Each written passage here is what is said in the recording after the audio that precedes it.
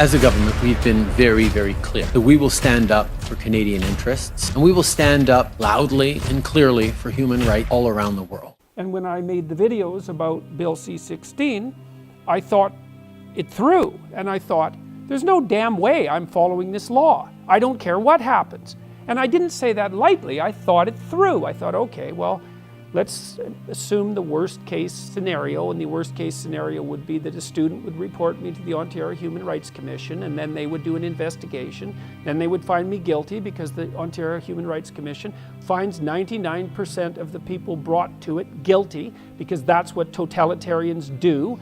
And then I would refuse to pay the fine or cooperate with whatever the re-education they would put me through would be. And then that would move to civil court, and then I would be fined for contempt, and then it would, then the whole legal catastrophe would unfold. And I thought, well, I could either do that, or I could allow the government to regulate my speech. It's like, nope, that's not happening. So you might think about that as confrontational, and it is confrontational. It's like, there isn't a goddamn thing that can be done to me to make me allow the government to compel my speech. That's not happening. And the reason for that, I believe the reason for that, is because I spent decades studying totalitarianism. It's not good. And the way that totalitarian states develop is that people give up their right to be, their right to exist with their own thoughts. They lie. That's what happens, is that individuals sacrifice their own souls to the dictates of the state. And then everything goes badly sideways. It's like, and you think, well, how much evidence for that do we need? You're looking at 250 million deaths. It's like, isn't that enough? Well, the people that I read who were profound, Viktor Frankl's a good example for beginners. If you want to read about this sort of thing, he wrote a book called Man's Search for Meaning. And Frankl, and also Solzhenitsyn, and a variety of other commentators as well, who really looked into what happened in both in Nazi Germany and in the communist states. Their conclusion was universal, is that the lies of the state, the lies and tyranny of the state, are aided and abetted by the moral sacrifice of the individual. It's not top down. The Nazis are telling you what to do and you're all innocent and obeying. That's not how it works. Is you falsify your being bit by bit, and you end up where you don't want to be. And that's a bad idea. And if you're interested in that, there's a great book called Ordinary Men.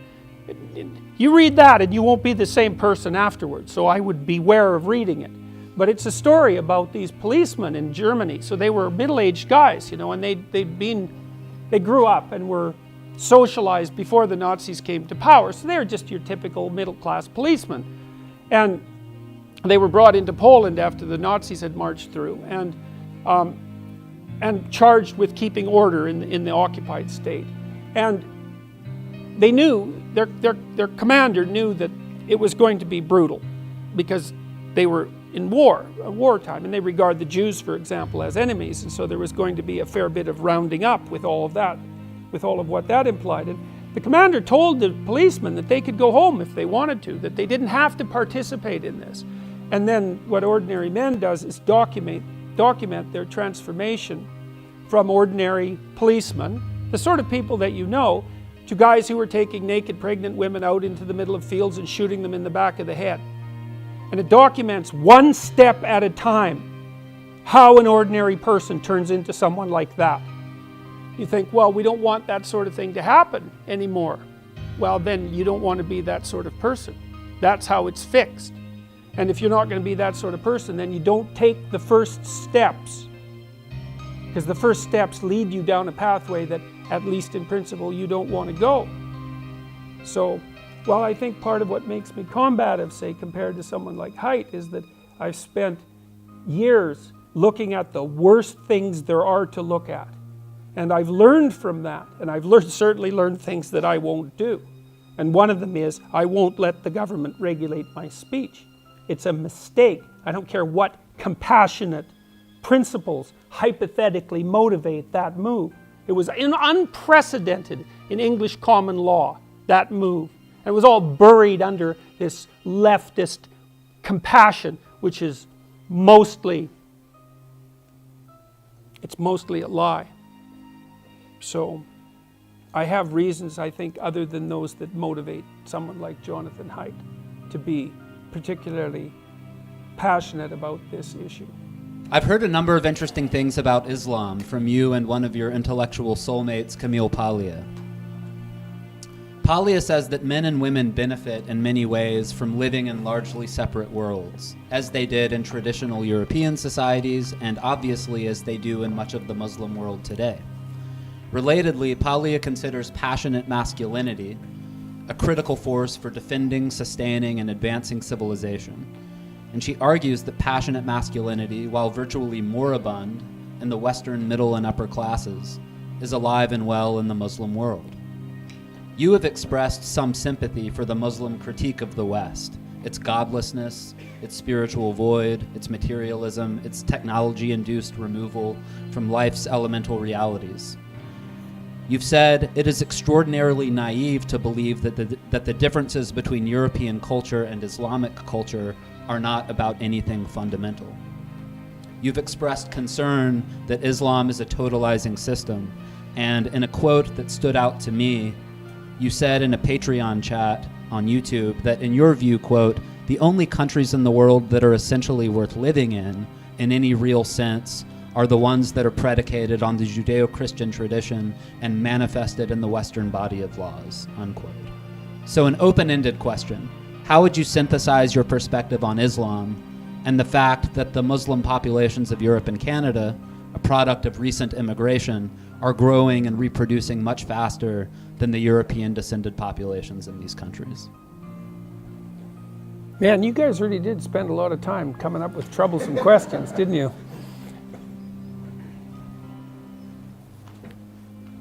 We can end with See, that. one of the problems is that I'm an ignorant man, and there's lots of things that I don't know. You know, and I don't understand Islam. I don't know enough about it to be an intelligent commentary on it. I've done my best to peck away at the edges, but you know, it would require multiple years of study to understand the similarities and differences between the two viewpoints.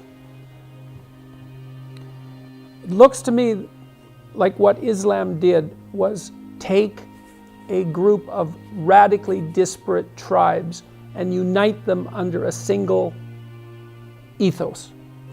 Of course, the Muslim civilization expanded more rapidly than any other civilization ever had, and occupied a very large part of the world, which of course it still does. Perhaps there's something to be said for that unifying tendency.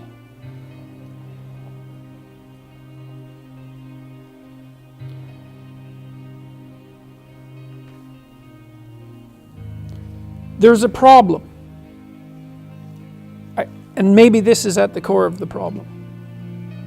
There's no distinction between church and state in Islam. And there is a distinction between church and state in the West. It isn't obvious to me, if it's the case that our culture is grounded in an underlying, let's call it literary metaphysics, something like that, a religious metaphysic. Part of the bedrock of our culture is the idea of the separation between church and state. And as far as I can tell, that idea doesn't exist in the Muslim world. And so I cannot understand how that faith is commensurate with the institutions of the West.